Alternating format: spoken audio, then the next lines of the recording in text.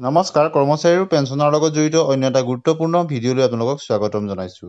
আজি আমি আলোচনা কৰিম অসম চৰকাৰৰ এখন অফিচ মেমৰেণ্ডামৰ লগত সম্পৰ্কত য'ত কৰ্মচাৰীসকলৰ কাৰণে অত্যন্ত এটা ভাল খবৰ আছে আৰু এই অফিচ মেমৰেণ্ডামখন প্ৰকাশ পাইছে অসম চৰকাৰৰ ফালৰ পৰা আৰু বিষয়বস্তুটো হৈছে পে'মেণ্ট অফ এক্স গ্ৰেচিয়া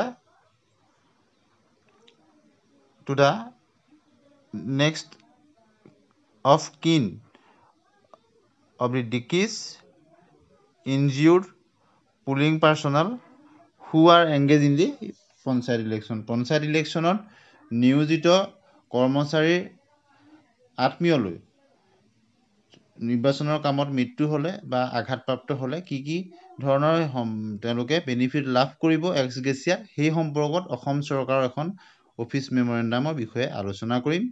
আৰু ইয়াত লিখা হৈছে দেখিছে in pursuance of the cabinet decision held on 7/1/2024 1 জানুৱাৰী 2024 অসম চৰকাৰে কেবিনেটত সিদ্ধান্ত গ্ৰহণ কৰিছিল আৰু সেই ভিডিঅ'টো আপোনালোকক ইতিমধ্যে আমি দেখাইছিলোঁ যে পঞ্চায়ত ইলেকশ্যনত নিয়োজিত কৰ্মচাৰীসকলেও অন্য লোকসভা বা অন্যান্য নিৰ্বাচনত জড়িত সময়ত যেনেদৰে এক্স গ্ৰেচিয়া লাভ কৰে পঞ্চায়ত ইলেকশ্যনত নিয়োজিত কৰ্মচাৰীসকলেও সেই এক্স গ্ৰেচিয়া লাভ কৰিব বুলি কেবিনেট ডিচিশ্যন হৈছিল আৰু সেই কেবিনেট ডিচিশ্যনক লৈ এই অফিচ মেমৰেণ্ডামখন প্ৰকাশ কৰা হৈছে এক্স গ্ৰেচিয়া সম্পৰ্কত আৰু কোন কোন ক্ষেত্ৰত কেনেধৰণৰ ক্ষতিপূৰণ পাব সেই বিষয়ে আমি আলোচনা কৰিম। তাত উল্লেখ আছে প্ৰথম পইণ্টটো আপোনালোকে চাওক এন এমাউণ্ট অফ ₹10 লাখ অৰ্থাৎ 10 লাখ টকা লাভ কৰিব।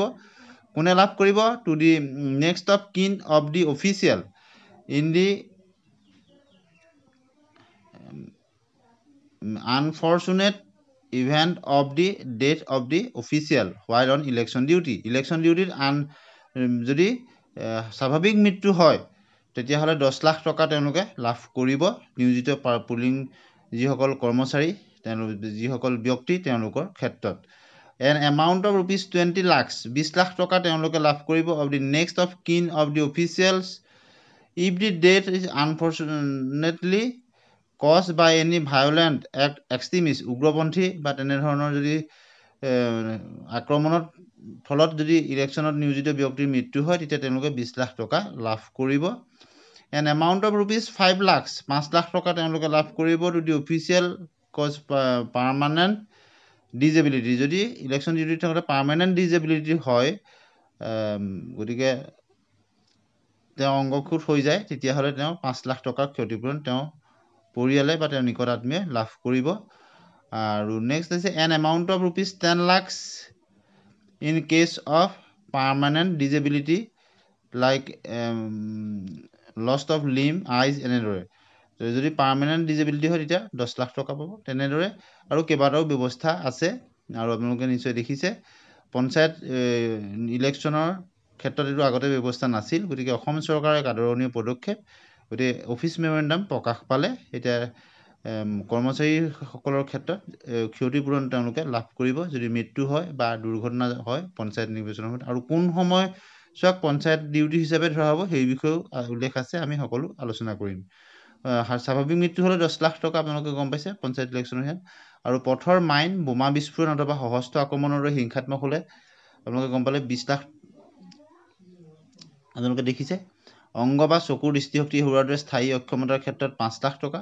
উগ্ৰপন্থী অসামাজিক উপাদানৰ সৈতে জড়িত দুৰ্ঘটনাৰ ফলত হোৱা স্থায়ীভাৱে অক্ষমতাৰ বাবে 10 লাখ টকা।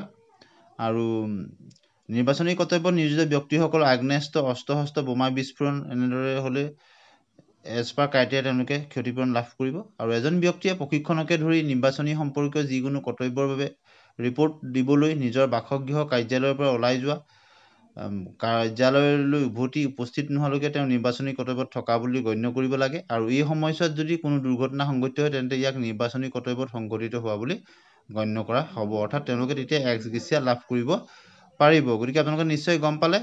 ভিডিঅ'টি শেষলৈকে চোৱাৰ কাৰণে ধন্যবাদ।